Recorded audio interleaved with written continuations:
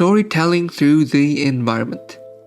For hundreds of years, humans have been using architecture and environment to tell stories. From the direct storytelling of mosaic windows in grand structures to the implicit narrative expressed through colorful favelas in Brazil. The rapid improvement of computing technology and the increasing availability of design software have opened a new medium for artists to tell their story: digital media. One of the media that is currently growing is video games. And today we are specifically talking about 3D video games through the lenses of 3D artists. To further narrow our focus, we will be discussing the 3D games and artists in Melbourne, Australia. A hub for artists. Melbourne is a city of art, and now it is also a city of video games. Two creators of the medium are Kalonica Quigley and Ngoc, which are both 3D artists by trade. We are diving into their work and their processes on storytelling through games and their 3D environment.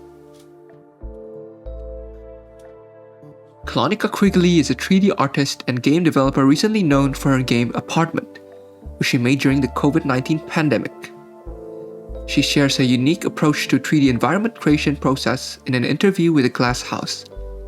Kalonica left her apartment to stay with her parents, and around 6 months into lockdown, she wrote brief descriptions and memories tied to the object and also added the measurements of the furniture. With this as a starting point, she started modeling her apartment structure and the items in it.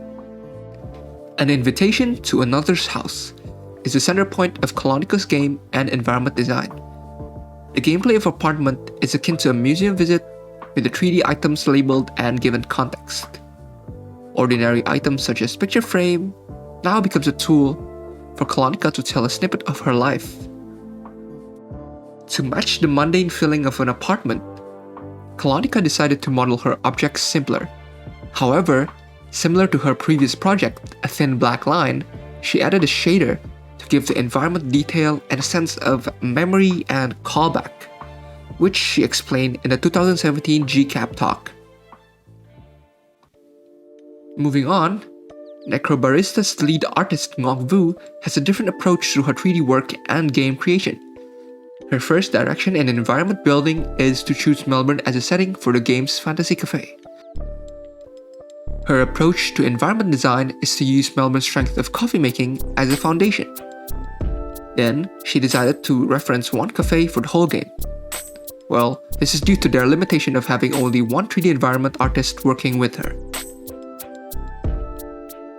To further differentiate her game, Ngoc used the team's studio location, Carlton, as a setting of the game. In a 2020 Games talk with Acme, Ngoc, although acting mostly as a character artist, urged her team to use word clouds to concept the art of the game.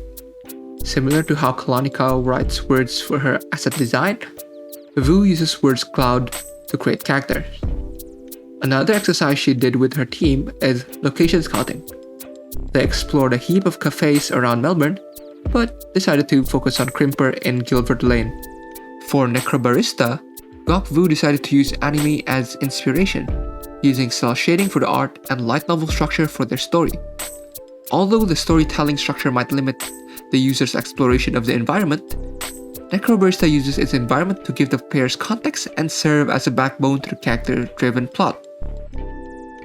In conclusion, Kalonica Quigley and Ngoc are exceptional artists that use two different styles in developing a story through environment and art in their games Apartment and Necrobarista.